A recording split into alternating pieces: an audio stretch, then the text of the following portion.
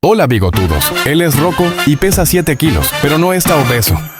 Es el consentido de la humana, aunque ella lo niega. Yo no tengo favoritos. ¿Sí? Claro, hacemos que te creímos y seguimos. Ahora hablemos de ¿quién es Rocco? Rocco es un experto cazador de mariposas, cantautor de sus dulces llantos, vigilante de puertas, puntual a la hora de comer. Disfruta mucho bañarse. En serio, lo disfruta mucho. ¡Ja! Se me olvidaba. Jake tiene una fuerte obsesión con él y sus oídos.